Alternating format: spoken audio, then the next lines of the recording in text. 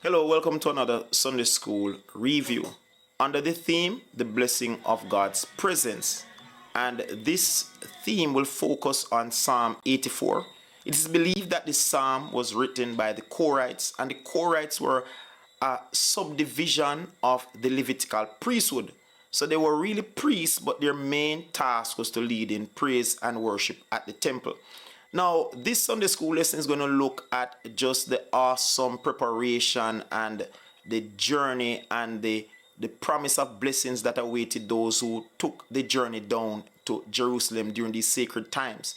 Because in the first section, we're going to look at longing for God's house, that when these sacred days were coming close, the various persons scattered across Israel would be in such great anticipation because the temple represented the main habitation of God.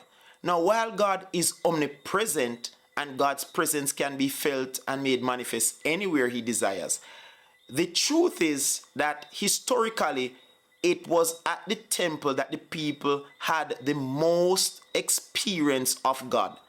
And therefore, it was with great anticipation as these sacred days were coming that they would be in awe of what might happen when they arrived in Jerusalem. Would God show up? Would he make himself known?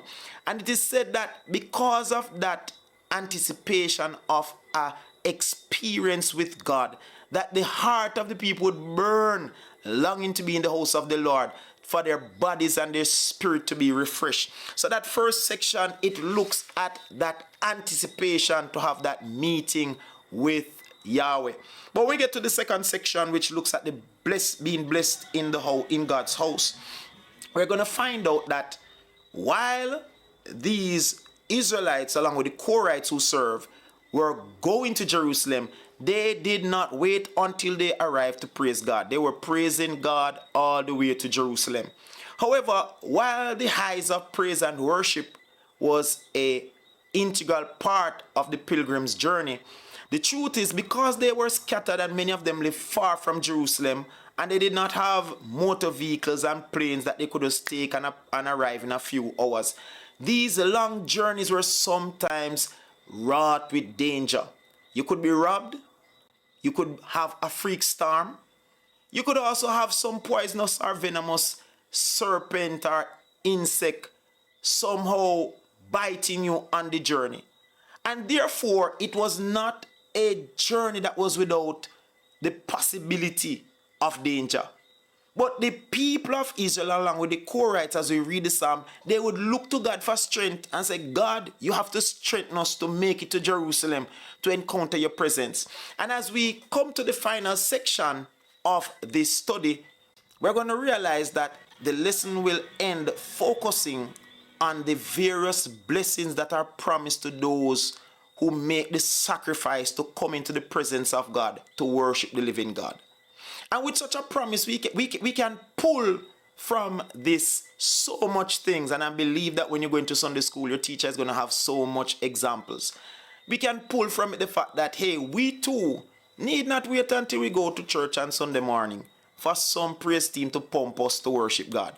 But we ought to leave our house. We ought to have anticipation for that moment when we do go into the house of the Lord, that, my God, maybe there's going to be something awesome that will take place in church.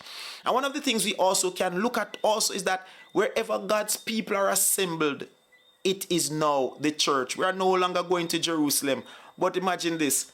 If there's a youth retreat, there's a great possibility for an experience with God. If there's a life builders retreat, there's a possibility. Women's retreat, national convention. All of these sacred times that mass gatherings are called to worship God, there is always the anticipation and the possibility of a manifestation of God. So I want you to educate yourself by going out to Sunday school this Sunday morning. Yes, man, Sunday school still a keep. And find out more about the endless possibilities that lie when God's people come together to give him praise and to give him worship. God bless you. Have a wonderful day.